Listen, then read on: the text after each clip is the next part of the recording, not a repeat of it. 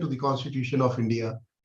The Punjab and Haryana High Court Bar Association, under the able leadership of worthy President Shri G.S. Dhillon, has undertaken various steps for the financial upliftment of the honorable members of the association by way of investing in skills, knowledge, and technology. The effort has been supported by able members of the Executive Committee and the office bearers, namely Shri Vikas Malik, worthy Vice President, Ms. Manjeet Kaur, worthy Joint Secretary, and Shri Parampreet Singh Bajwa, worthy Treasurer. Lots of efforts have been put into overall growth, development, and standardization of legal practice, especially before Honorable Punjab and Haryana High Court. The High Court Lawyers Academy has been set up to produce trained lawyers who can prove their mettle at the highest level. The Executive Committee has made every effort to make this venture a success. However, a lot is yet to be accomplished, and a new Executive Committee is going to take over from Monday. I wish and hope that this venture is taken to the next level by the worthy Executive Committee, which has been chosen by the Journal House of the HCBA. I wish and hope that this venture is to be taken to the next level by the worthy Executive Committee. I congratulate Shri Santokvinder Singh Nabha, who has been elected as President, Shri Karan Nehra, Vice President-elect, Shri Vishal Agarwal, Honorary Secretary-elect, Ms. Kanu Sharma, Joint Secretary-elect, Shri Sahil Gambhir, Treasurer-elect, and the elected executive members and lady members, and wish all of them good luck for future.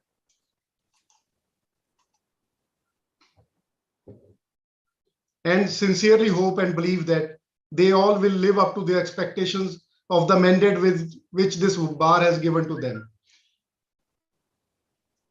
Shri Santokvinder Singh Nabha, President-elect, was supposed to join us today, but he is on his way and traveling, could not join.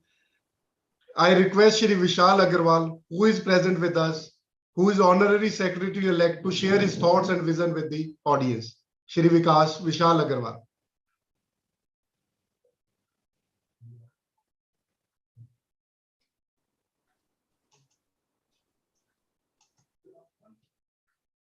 I hope Mr. Vishal Agarwal is here.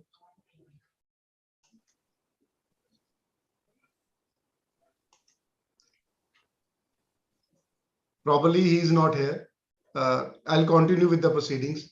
The High Court Lawyers Academy aim to set up a digital library for all workshops and lectures delivered through this academy.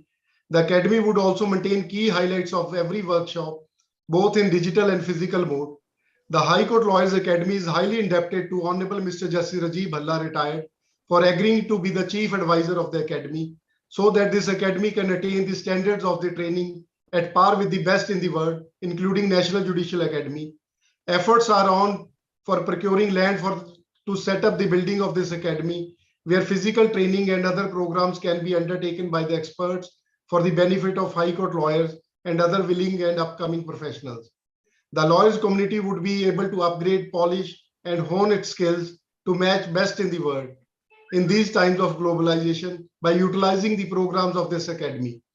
Today's workshop is being conducted on the topic of Introduction to the Constitution of India by Honorable Mr. Justice Rajiv Sharma, retired. All the participants are requested to post their questions in the message box. The selected person having the most relevant question would be allowed to ask questions directly to the Honorable Speaker. The participants who wish to ask questions to the Honorable Speaker are requested to raise their hands by using the feature given in the Zoom application, and also post their questions in the chat box at the same time. No participant would be allowed to ask question whose question has not been pre-approved from the chat box. Once the question is approved and a hand has been raised, I would announce the name of the participant, who would be given an option to unmute himself and ask question. No participant would ask question related to his case or the case of his client, which has been decided by this honorable court or is pending in this court. The questions should strictly be related to the topic in the question. The participants Participation e-certificates would be issued to all the participants who register themselves from the link now being shared in the Zoom chat box. The e-certificates shall also only be issued to the participants who submit their Google form on or before 6 p.m. today. Participants are requested to register for e-certificates only through this e-register form. I am getting numerous requests for e-certificates from participants who have not registered through this e-form, which creates a lot of difficulty for the organizing team. It is therefore requested that all the participants who wish to receive the e-certificates must register through this form only. The link is being now shared. I hope everybody has received that link.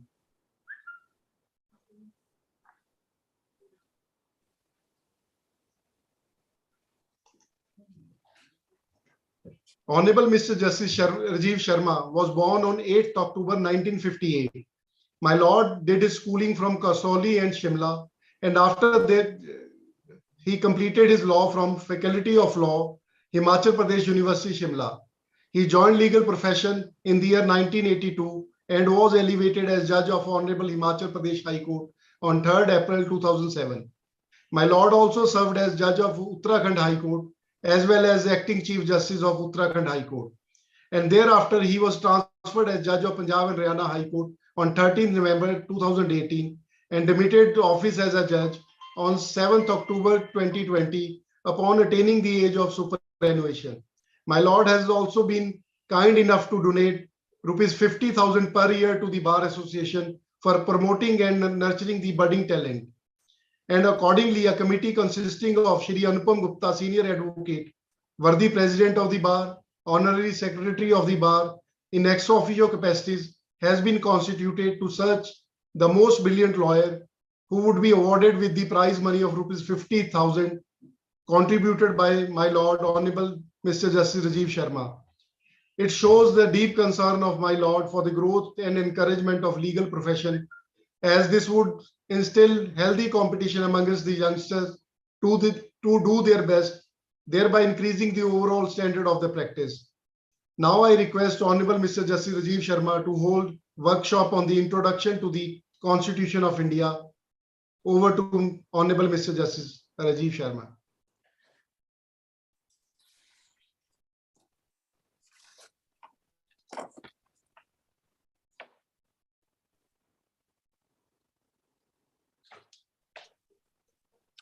Hello. My Lord, you are audible. My Lord, may start the workshop. Visible both? Please, my Lord. My Lord, may start the proceeding. Good afternoon to all of you.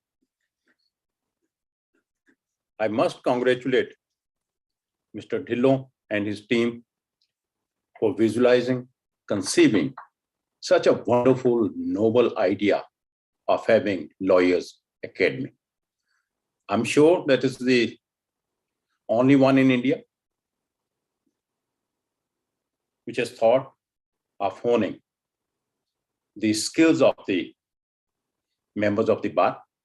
It's always a learning experience. Mr. Singla has just, in his opening words, stated that they're searching for the land so that building could come up or constructed for setting up the Lawyers Academy. Now, I'm almost elder to all of you. I must share my happiness for this wonderful idea, noble idea. And the day there's a Bhumi Pujan, I would be there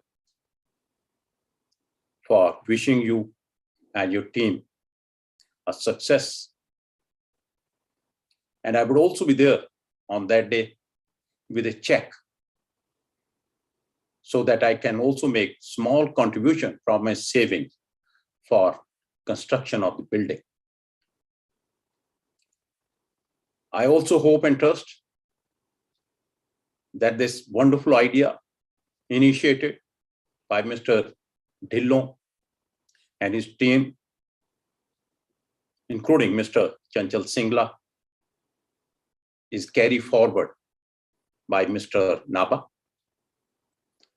I congratulate Mr. Dhillon for wonderful stint as president of the Bar Association, and I also welcome new incumbent, Mr. Naba, who has to take the reins from Mr. Dhillon's team.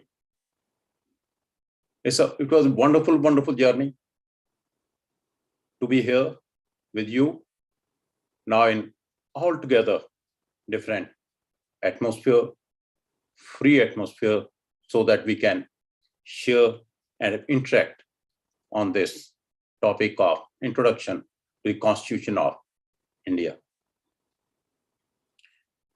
I must give you a history of events which led to framing of Indian Constitution. This wonderful document, a supreme, is the fundamental law. Though the world's history of Constitution and constitutional principles and ethos started from Magna Carta in 1215, but before that, even for the Magna Carta, there was habeas corpus, which was available. Then we travel down as far as the Indian context is concerned. We travel down to Government of India Act 1858, thereafter 1919, and Government of India Act 1935. For the first time that in 1935, the federal court came into existence and archaic system was also introduced. State provincial units also came into force. This was the outcome of Mountbatten Plan. Initially, there was only one constituent assembly. The Mountbatten also insisted, there was Shimla Conference also, that let there be one constituent assembly, but it was not agreed to by Muslim League. And there were two constituent assemblies, one for India and one for Pakistan. We got independence on August 15. Why this date was chosen? It's also important and very interesting to know. This date of 15th August was picked up since the Japanese forces surrendered before Lord Mountbatten on August 15. This is the history of picking up the date of 15th August. This in Government of India Act was transitory provision till we adopted our own constitution. Our constitution is a mosaic, since we have gathered, accumulated the wisdom of various constitutions that had come in existence before our constitution was written and adopted. It's one of the lengthiest constitutions in the world. At the time when it was framed, it had 100,000 words, 1 lakh words, and vis-a-vis American Constitution only 7,000 words. Why I say it's a beautiful document? It's calligraphed. Calligraphed by one of the best calligraphers at that time, Mr. Prem Bihari Narayan Raizada. He has calligraphed it. It took him 6 months to calligraph it. He only requested for one thing, that he must have 303 nibs. These nibs were imported from Brigham. He calligraphed it. This constitution has illustration, numerous illustrations, starting from Indus civilization. Then we have photographs, pictures from Ramayana, from Mahabharata, Rani Lakshmibai, Jhansi Ki Rani. These are the pictures. It makes it wonderful, wonderful document. It is kept in a helium, and the paper on which this calligraphy was done has a life of 1,000 years. The illustrations were done by Nandlal Bose. This is how the Constitution looks or looked before it was printed. The most important question which was required to be gone into by the members of the Constituent Assembly was what form of government we should have. It was foregone conclusion that it was to be democratic setup, republic setup, but we were the members of the Legislative Assembly went all over the world, discussed various issues with the statesmen, went into the details of every constitution. But before our constitution came into existence, the other constitution had already come into existence. They, in their own wisdom, had chosen the Westminster cabinet form of government, which was prevalent in United Kingdom, British, but it was not codified because UK constitution is not codified. Our constitution is written constitution. That's why the conventions are the best parts of British constitution picked up, and we have a Westminster or cabinet form of government. The second most important question was how to give protection and to safeguard natural rights which are drawn from natural laws. Very simple. Right to speech, expression, right to assemble without arms, right to move anywhere in India, right to settle, reside, right to pick up your own profession, occupation. These are natural rights. Every child who is born in a civilized country has a right to all these things. These are enumerated rights. These are called, and we still call them, fundamental rights. When these rights were being discussed, whether they should be codified or not, we had experience of US Constitution. In US Constitution, initially, the Bill of Rights didn't find mention. It was though mentioned in a Constitution of State of Virginia in 1776. It was only after the efforts of Madison, after 2 years, that the Bill of Rights find mention in the American Constitution by way of amendment. America had come out of colonial rule. We also got independence, and we wanted that every citizen must have these natural rights, and these natural rights were codified, and we call them fundamental rights. It was also necessary at that time to enforce these rights, to guard these rights. In order to achieve this, we are a wonderful organ, that's the judiciary. Judiciary is the guardian and custodian of Constitution. It gives protection to a citizen to enforce his fundamental rights under Article 32, as well as under Article 226. The jurisdiction under 226 is wider. It talks of writs in the nature of habeas corpus, quo warranto, mandamus, prohibition, certiorari. And also the high courts can pass any direction and order to any public authority. We are using these expressions still. Habeas corpus, quo warranto, these are Latin words, but in UK, these words have been done away with. They focused on that whatever the order is passed, it's an order, whether it's a writ of certiorari, prohibition, quo warranto. This is now the distinction between our law and British law. When a constitution was under contemplation, though in 1935 Act, lot of things have been added, but still there was a delicate issue of center-state relationship.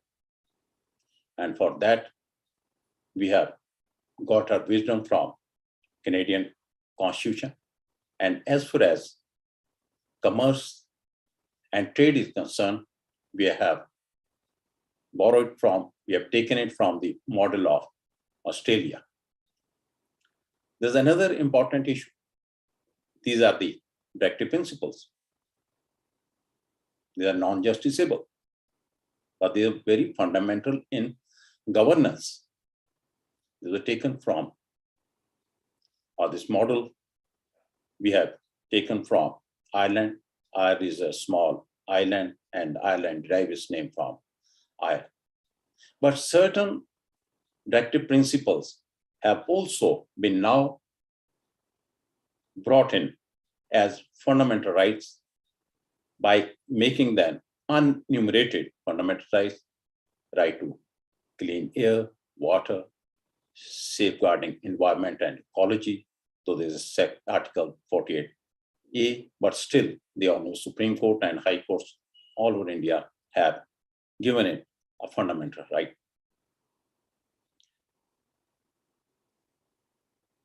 There's one thing most essential is how to make, at that time when it was contemplation, judiciary very strong to protect the masses. The basic model has been taken from US Constitution. With the passage of time, and rather from the very beginning, our courts are the strongest in the world. Our Constitution is one of the best documents available today, being a written Constitution. And the most essential job which is required to be discharged by the courts of law is judicial review. What is judicial review has not been defined neither under Constitution nor any textbook. But in UK Civil Procedure Code in 2000, judicial review was defined. It keeps the different organs of the state in check. What is the jurisdiction of all the organs of the state?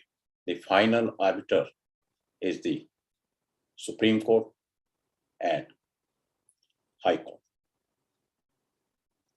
We have a long list, union list, state list, concurrent list, and no law can be made which is against Constitution or fundamental rights. This is the most important aspect. It finds mention in Article 13 also. The other important issue which I would like to discuss with you is, what is the nature of this document, this wonderful document, our Constitution, Supreme Law, Fundamental Law. This is its rigidity and flexibility. It's both.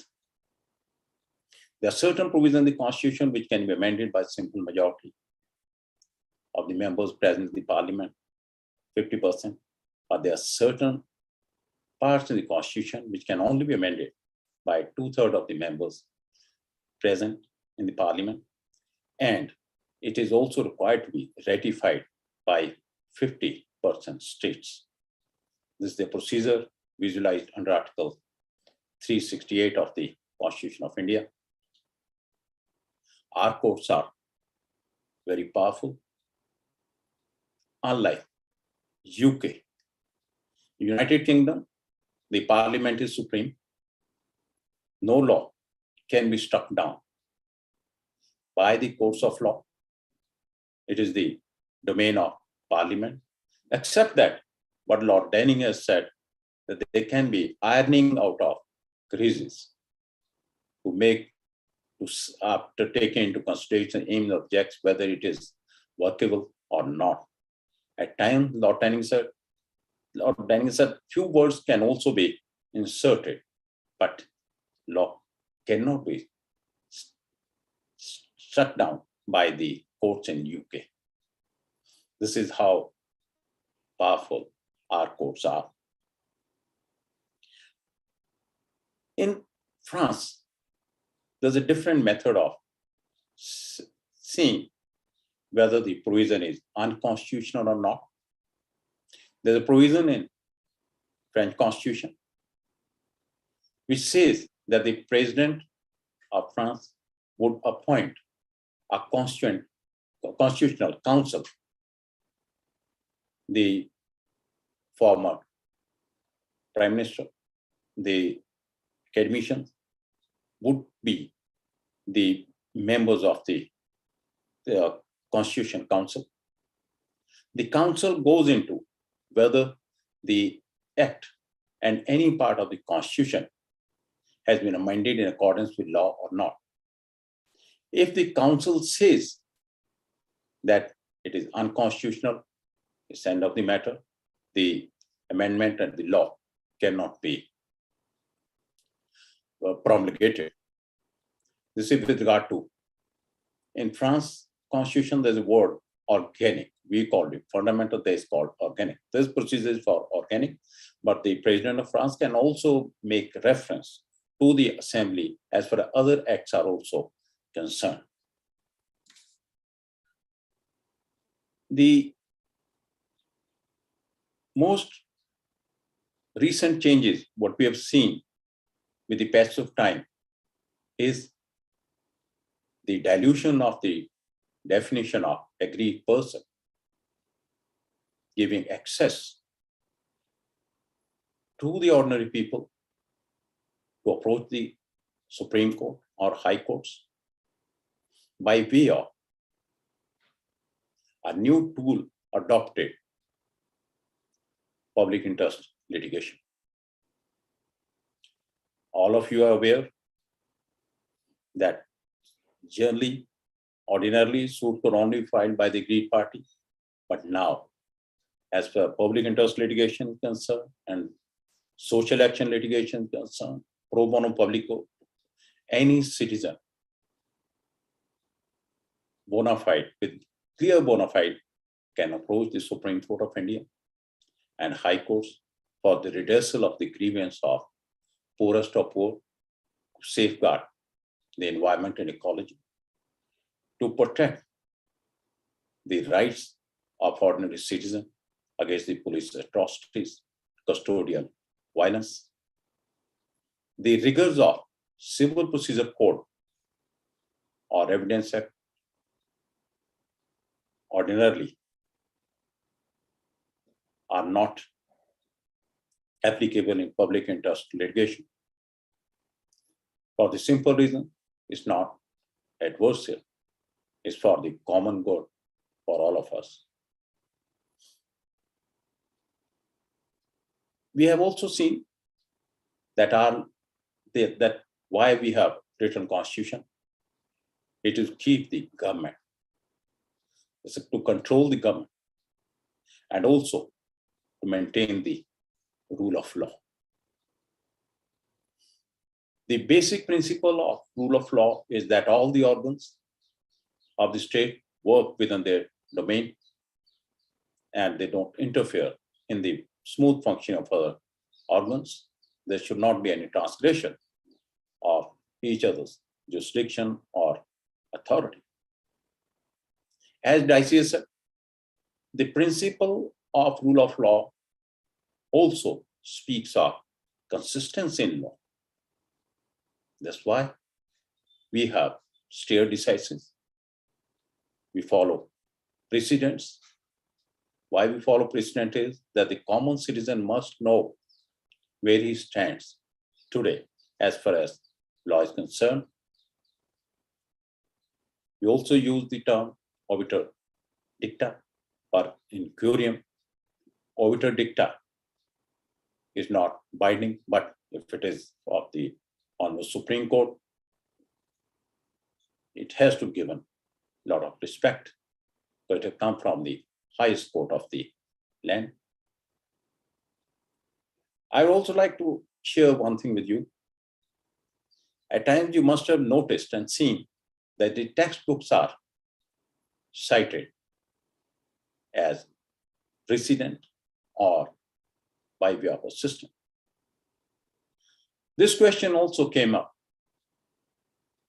on judicial side in AIR 1948 Privy Council, pages 134, Rajiv Sharma versus Ali Mirza case. There the Privy Council has held that what depends, in para 20 of the judgment, that what depends is what weight has to be given to the author of the book. And if the author is alive, it cannot be cited as a precedent, but though it has a great possessive or it can be used as assistance only. That's why we rely upon precedents. Law laid down by the Honorable Supreme Court is binding on all of us under Article 141. The law laid down under Article 226 is also binding throughout the territorial jurisdiction of the High Court, as has been held way back in Bharat Bank case. The most prolific use of precedents is in Australian courts. When you pick up any judgment from Australian, earlier it was High Court, now it's called Supreme Court, but because the appeals are not carried to Privy Council, there are numerous judgments which are cited in the judgment delivered in Australian courts of law. But there are very few precedents under French law. Why? Because the answer is very simple. The French law is codified on very, very scientific lines. When the case is filed either judicial side or quasi-judicial side, there's a team, experts, law students, another staff. They go into every nitty-gritty and niceties of law, whether a particular dispute brought for the court or quasi-judicial tribunal is covered by any particular code. If the answer is yes, it would be decided in favor of the plaintiff. The judgment won't go beyond half a page. If it is covered, otherwise it goes to be rejected, it's not covered. And the judges also don't sign their opinions. The opinion is of the court itself. Then another important aspect, our courts were made powerful by two articles, Article 129, as far as the Supreme Court is concerned, and Article 215, as far as High Courts are concerned. The Honorable Supreme Court is Court of Records. So is High Court under Article 215. These two articles have given these two courts unlimited jurisdiction and power to determine their jurisdiction.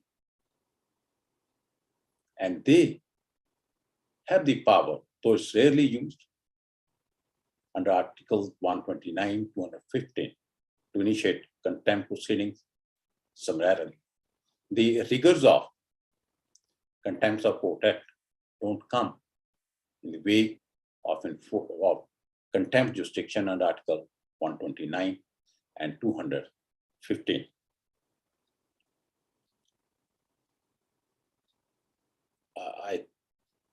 And one thing more I would like to add, the state discharges regal functions, sovereign functions. Regal functions and sovereign functions are maintenance of law and order, lawmaking, judicial power. These are sovereign functions, and collectively, these are used for good governance. I'd also like to add that what I have noticed is that generally invoke writ of mandamus, at times quo warranto, habeas corpus, but writ of certiorari independently and prohibition is not used quite often. Writ of prohibition is very important to prohibit the judicial body or quasi-judicial body not to proceed in a particular manner and to go beyond the jurisdiction and not to exercise the jurisdiction vested in it. Similarly, the writ of certiorari means, those Latin word certified. The record of the lower court is called for and certified. These two writs are invoked when some action is already taken. As for prohibition and certiorari is concerned, mandamus is when action has not yet been taken and is the command of the law. The mandamus itself means command. You command the authorities to do a particular thing in a particular manner within the ambit of constitutional scheme. I request it's my fraternity now. I'm not a former judge, that every time you draft a petition, you must see what writ petition we should ask for. You can ask for both. It can be amalgamation of certiorari or mandamus also. Certiorari, you quash the decision, and by mandamus, you can seek a direction that a particular law must be enforced in this manner. I request all my junior members of the bar to read and study at least for 17 to 18 hours a day.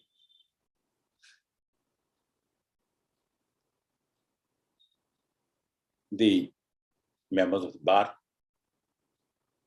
must respect the seniors, and it's expected from the seniors to take care of junior members of the bar. I promised to Mr. Dhillon as well as Mr. Singla that I would be available, and I'm available 24/7 in case any lawyer feels any difficulty, even in his personal life, come to me, to interact with me, to sort out the difficulties. If difficulties he is beset with,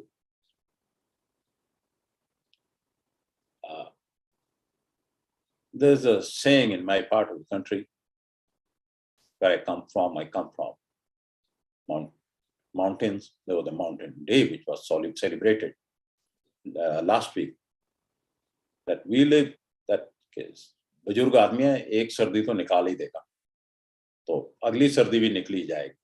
तो मेरा तो आपसे आग्रह ये है Singla sir कि जो आपने प्रयास शुरू किया है ये जमीन देखने का लॉयर एकेडमी के लिए, जल्दी से जल्दी इसको कीजिए ताकि मैं थोड़ी बहुत ही अपनी कंट्रीब्यूशन दे सकूं। और मेरे पास तो वक्त पड़ा है, मैं तो जैसे वो कॉन्ट्रैक्ट के साथ और लोग खड़े थे, मैं भी खड़ा रहूंगा और देखूंगा कि बिल्डिंग बन जाए, क्योंकि बिल्डिंग का जो एक आइडिया है बनाने का और उसके में बहुत बड़ी सोच है, उसको कार्यान्वित किया जाएगा, उसको एग्जीक्यूट किया जाएगा। कि जो मेरे बच्चे इस हाई कोर्ट बार एसोसिएशन में आए हैं, एक बहुत हाई आइडियल से आए हैं, उनके उमंग है, एक चाह है कि सोसाइटी को सर्व करें, और they are different because they discharge very onerous duties They uphold the rule of law. They're guardian of the rights of even of the poorest of poor. They are protectors. I must call upon the junior member of the bar to henceforth think differently. Be fearless. Don't let any impediment, difficulty come in your way and discharge your duties. Your roar must be of tiger, lion. Think you are special. And I am of the view that all of you are special. As a lawyer, what I've seen, your families make a lot of contribution and sacrifice. When there used to be snow, rain in Shimla, I used to be in office. At 8:30, I used to walk 3 to 4 kilometers to reach my office and used to go back at night at 11:30. This profession needs devotion. Money is bound to come to you, but you have to have the patience. Patience would bring you good results. It would later on give you all the comforts of life. But as I've earlier said, you must at least study for. I can give you some relaxation. I'm a liberal person. That instead of 18 hours, it can be at least 16 hours. If any lawyer at any time finds difficult that he can't get a book, I'm here to purchase the book for him. That because the time is limited. When the Constitution is interpreted, the principles of interpretation of Constitution vis-a-vis other enactments are different. There are two modes, internal aid and external aid. The books which you require for interpretation, you must note down. There are 3 basic books you must read for the interpretation of Constitution or construction of Constitution. One is Interpretation of Statutes by Bennion, Bennion. This is Bennion, that Cross and G.P. Singh, Maxwell. These are the books which you must read. It's a very dry subject, but I've read these books from cover to cover. As a junior member of the board, you have a lot of time. If Mr. Singla permits me, may I give the list of the standard books which all my young members of the bar must read? Please, ma'am. Now, as far as Constitution is concerned, or Constitution law is concerned, you must read CY, Basu, Tope, Austin, MP, Jain. These are standard books. As far as Transfer of Property Act is concerned, you must have Mullah or Hindu law, Mullah, and for specifically fact, Mullah. And now CPC lays down the procedure, it's an important subject. So, and the Evidence Act, you must have Sarkar and Criminal Procedure Code. You must read Ratanlal, Dhirajlal as far as IPC is concerned. Every time the proposition comes to you, either on Constitution side or on another law, you must take recourse to these standard books. And you must start from the earlier precedent till the latest case law. Don't read the headnotes. Go by the ratio descendi of the judgment, but the judgment lays down as a ratio. You must inculcate the habit of reading and reading very quickly. With the passage of time, you would have so much of time, there will be dearth of time.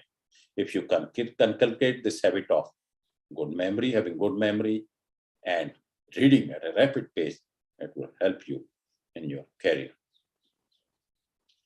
You have gone through, all of us have gone through difficult times of COVID. As a Bujurg, I will call upon you, don't lower your guard. Your life is very precious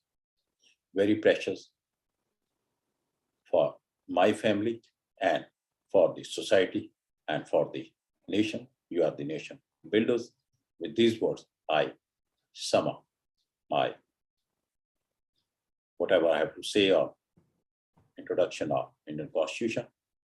But I would like to add a footnote here that the best part of our Constitution is also that it has insulated the executive by way of Articles 309, 311. The appointments of judicial officers is also under the Constitution. We have wonderful and fearless institution, those are Public Service Commission, Union Public Service Commission, State Public Service Commission, Election Commission. And my last words, please help the society to live in complete harmony, peace, and see to it that no poor man goes without getting justice, since the accumulation of wealth is only in few hands, and you can always come to the rescue of suffering masses. Thank you so much, sir.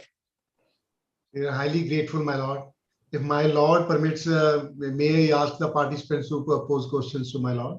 Yes, sir. I have a lot of time. Bhupinder Malik's question has been accepted. Mr. Bhupinder Malik may ask his question. Mr. Yes, Malik. Good evening, Your Lordship. Good evening, Good evening, Lordship. How are you? How are you, sir? Fine, Lordship. Fine, nice. Sir, fine. Nice seeing you, sir. Same here, Your Lordship. Yes. Lordship, I just want to ask one question.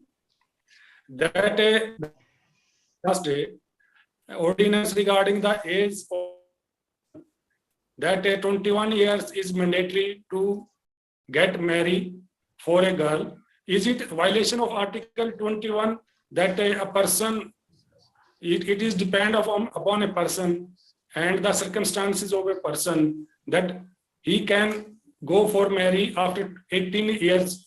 Is it not a violation of Article 21, Lordship?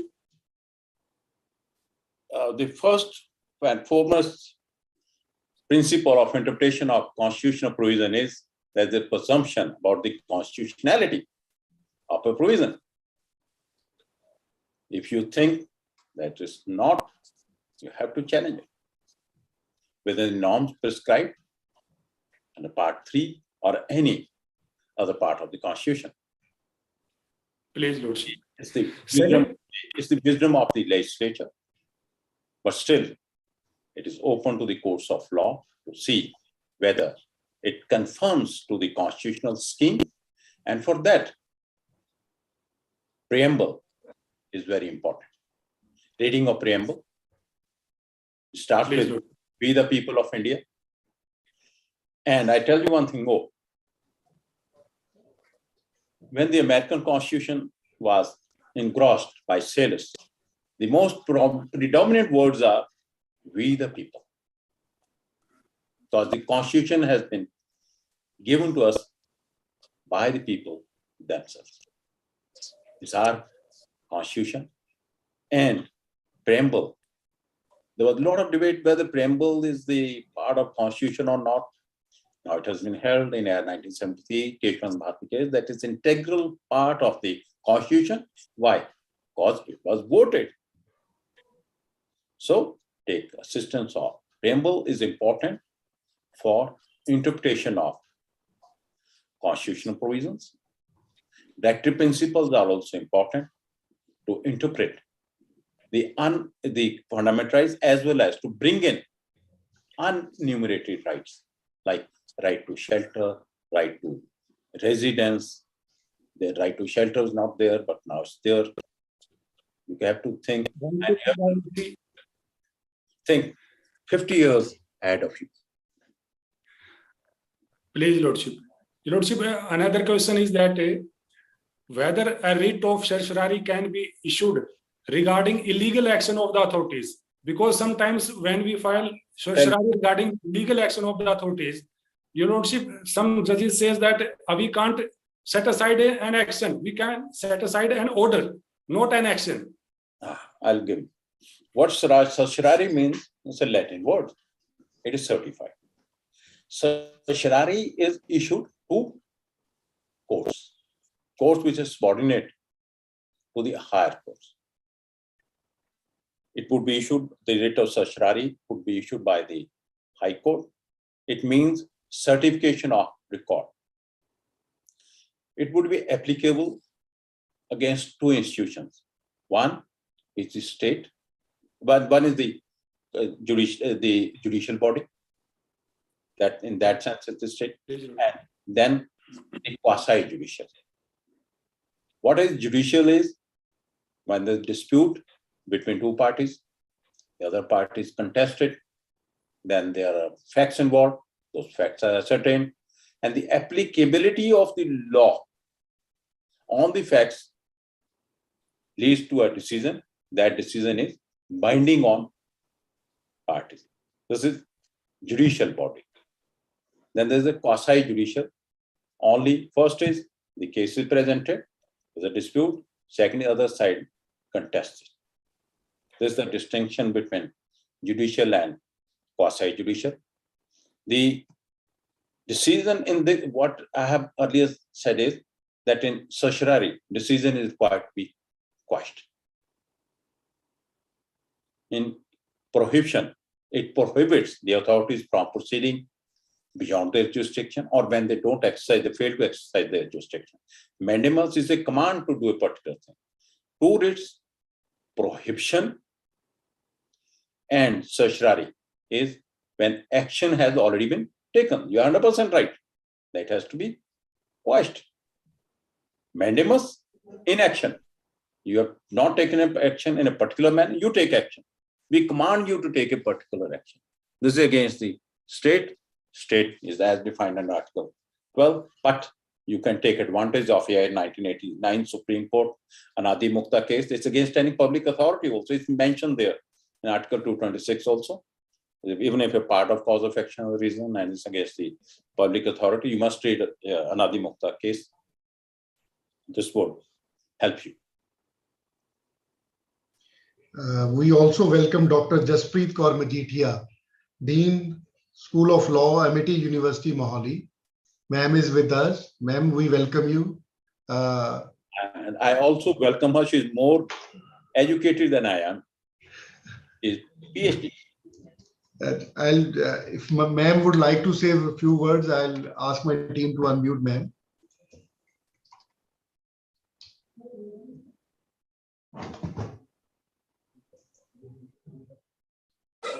Very good evening to everyone. Good evening, Dr. Jaspreet.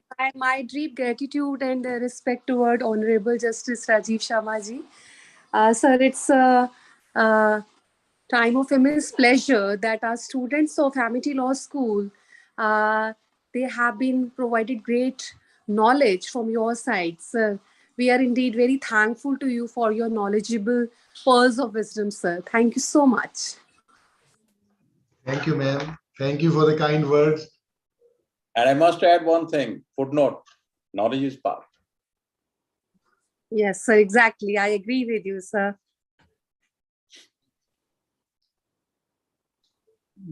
What's Mr. Sanjeev?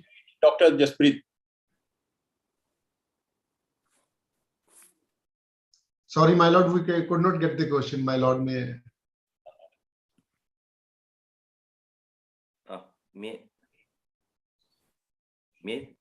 Yes, Mr. Birla, you can go ahead with your question. My lord, good evening, sir. Namaskar.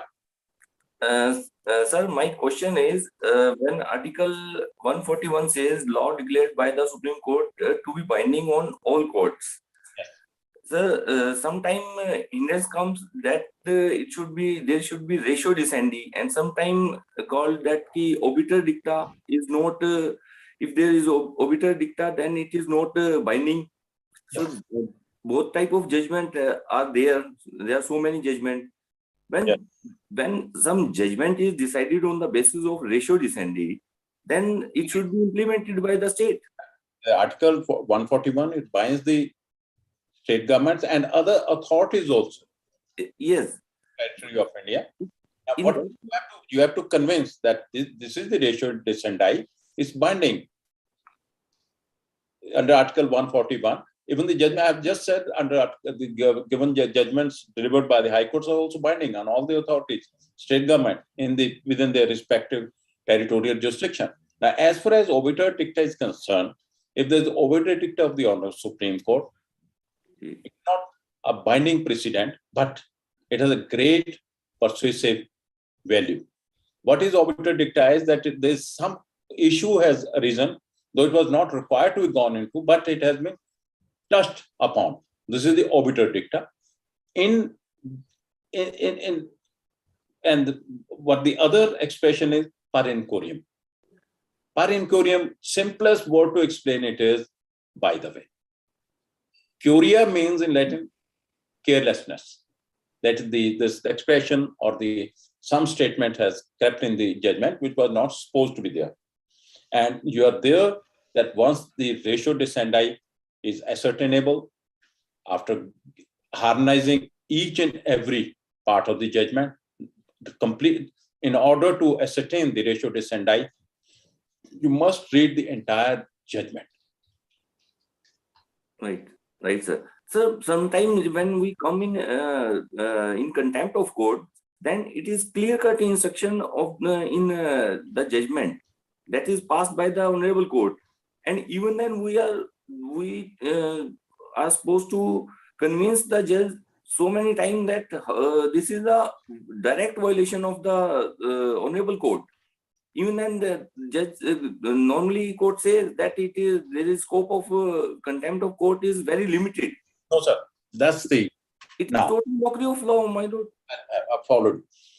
One is Article 129. As far as the Honorable Supreme Court is concerned, is court of record. It has the power to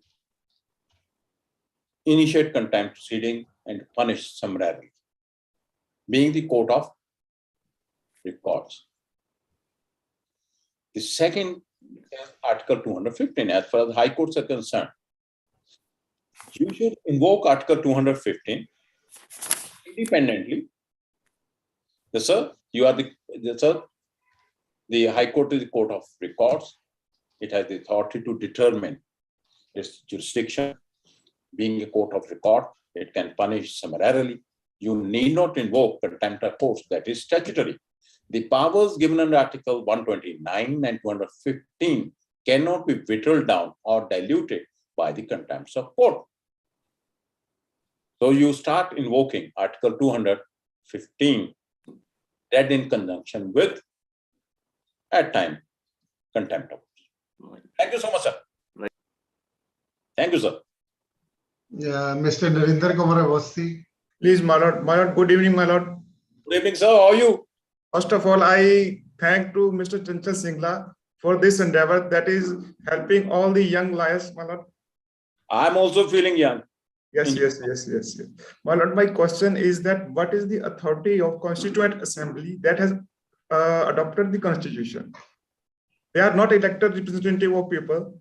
They were not elected Yes, my lord. Indirect, then they were members of the But still it is adopted by them. Yes. This is a very good question. When this Constituent Assembly was constituted, it was immediately after the Independence Act, Government of India Act, the India's Independence Act 1947. The Second World War was over. The British wanted to end their rule. The India's Independence Act 1947 was in transition. We wanted to have constitution at the earliest. That was the Mountbatten Plan also, and the Shimla Conference was also held. But in their own wisdom, it was decided to have a Constituent Assembly. Now, what was the effect?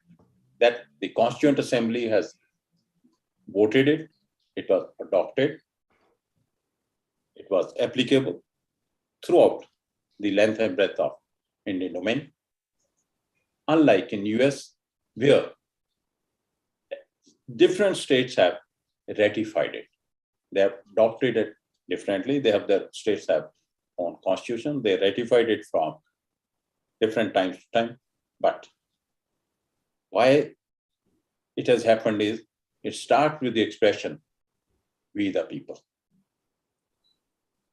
That's very important.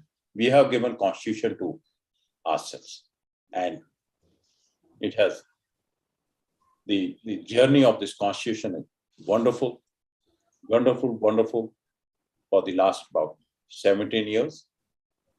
And you're there to protect the rights of citizens, fellow citizens, and suffering masses. Your endeavor should always be to help the poorest of poor.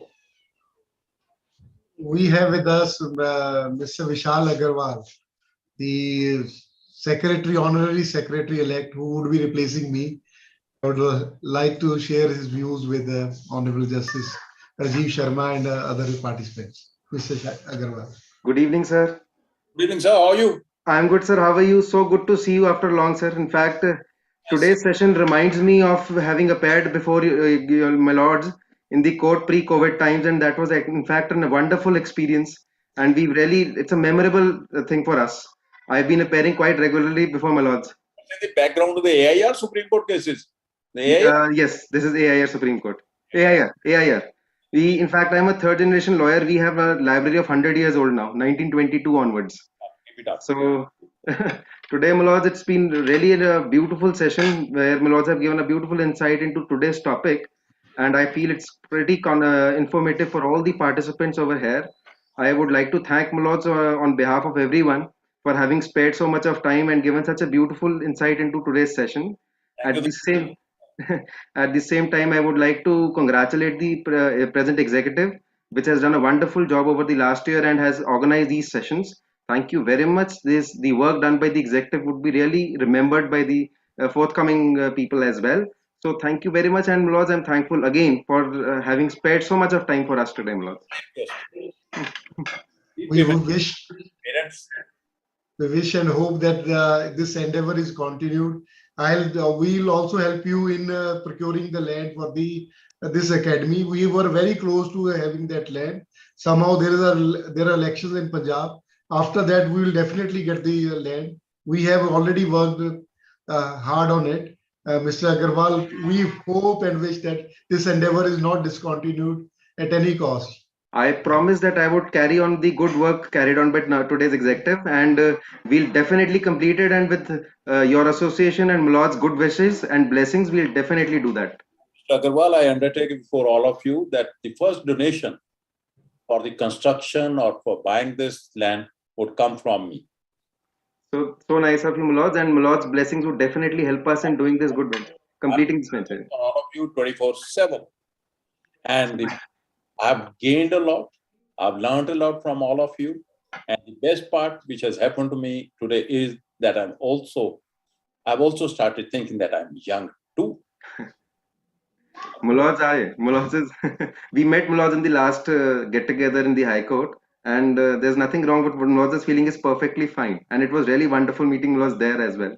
Very, very kind. Thank you, Mulod's. Thank you so much. And family members, sir. Thank you so much. Yeah. Thank you, Mr. Agarwal. We have next Mr. Pankaj Mohan Kansal. Mr. Kansal, you can ask your question, please. Kindly allow me. Kindly unmute me. Yeah, you are unmuted, sir. We can hear you. Hey, my lords. Yes, Mr. Kansal, how are you? I am fine, my lord. Just And- like my notes, I'm also feeling quite well and energetic. Before you put me a question, you have to answer my question first. Please, What makes your smile so infectious? because I am in the court, I am always happy to listen, my lord, either in the court or in the car. Right now, I am in the car, my lord, traveling. That I can see. I can take cognizance of it. Please, Yes, sir. my lord, my question is that recently the Honorable Supreme Court has said there should be some court of appeal for the MSCT cases, Motor Vehicles Act awards. I'm Because not- a lot of litigation is coming to the High Court after the Tribunal of the Motor Vehicles, my lord. Yes, So yes, there is one court of appeal. This Honorable Supreme Court has just suggested. yes. For others quarters also, there should be court of appeal. My lords are views over that. Yes. This is under contemplation for the last number of years, that in between the Honorable Supreme Court and the High Court, there should be appellate forum. And the Honorable Supreme Court, the matter should travel to the High Court, Supreme Court only when constitutional point is concerned. As far as the factual matrix is concerned, it should end either at the High Court level, or if the Parliament brings, and with the consultation of the Supreme Court any appellate form, that would be welcome, because the compensation must be paid to the needy at the earliest. It must not be illusory. It should not take beyond more than 2 to 3 years. But my lord, the government is taking much time, rather more than much time, for making the appointments in the current tribunals establishments, my lord. But with the court of appeal, when there will be no appointments, ultimately the purpose will be defeated. You are right, sir. It will be self-defeating. The purpose of the administrative tribunals and the other tribunal was for speedy disposal of the matter, but if that purpose has not been achieved, we are aware that about the 30 to 40% cases like vacant in various tribunals, and the like Central Administrative Tribunal, it's the creation of the Administrative Tribunals Act, is visualized under the Constitution itself. At least the tribunals which are contemplated and visualized under the Constitution, provided for under the Constitution, their vacancies must be filled up at the earliest. Why a person why the man should be made to fight for his seniority and promotion for number of years? Because from the tribunal it takes time, though it is required to be decided ordinarily within 6 months or 1 year, then it takes years together, then the matter comes to the High Court, Judicial. Thank you very much, my lord. Thank you, sir. Nice seeing you. Travel safely. I hope you're not driving. No, I'm with my chauffeur, my lord. Okay. Pay my regards to Madam, sir. Mr. Vipul Malhotra. Good evening, sir. Good evening, sir. Malhotra sir, how are you doing? Fine, sir. Sir, it's my pleasure to meet you. Sir, I also completed law from Himachal Pradesh University and awarded by Honorable Mr. Justice C.B. Barwalia ji as Gold Medalist of Himachal Pradesh University. Sir, yes, sir. Sir, now I am doing LLM from MIT University, Punjab. Good. And sir, basically, sir, my question is that, sir, in A.K. Roy versus Union of India, it has been stated by Honorable Court that President's power of ordinance is a subject of, sir, judicial review. But, sir, on the other hand, Article 72 states that President of India has power of pardon and respites as well. So, sir, my question is basically this, that whether this hodgepodge of powers and overlapping of powers is declining and degrading the concept of Indian democracy or not? No, sir. So what happens is that I said you earlier have said that as far as the interpretation, there's also dispute. When we interpret a word, it is called interpretation. If the meaning of the section is to be seen, it's called construction. The parameters for interpretation of or construction of Constitution are different. It has to be purposive. We have to rely upon the preamble also. We have to harmonize. The basic principle is harmonization. This is external aid for interpretation. We have to harmonize so that there is neither any overlapping and neither there is any transgression of each other's power. Otherwise, what would happen is, you are 100% right, that one of the articles would become odious and nugatory That is not the spirit of the Constitution. Every word has a meaning. And after harmonizing, the results would be what you are asking for. Thank you, sir. Mr. Harpreet Singh Virk.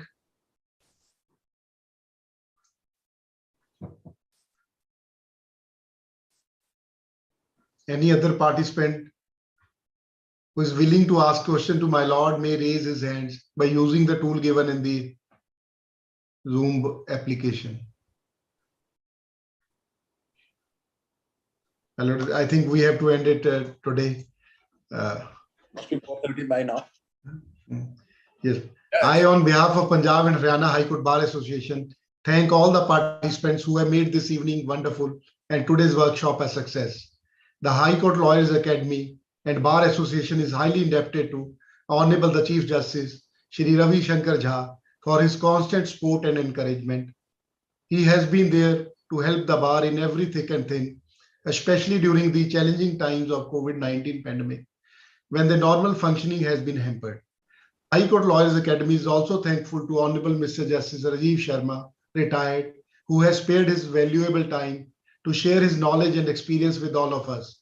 The executive body would be demitting office on Monday, 20th December 2021, and handing over the reins to the newly elected executive committee.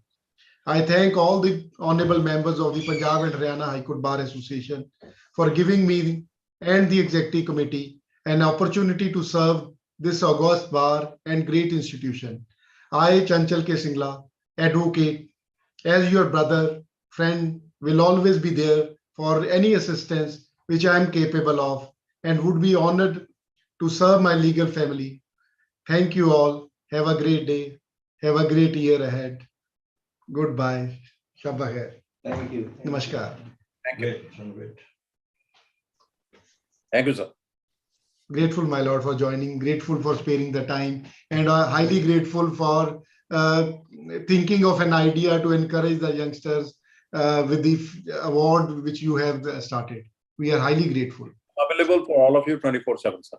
Great. Thank you so much. Grateful. God bless you all. God bless you all. Happy New Year in advance.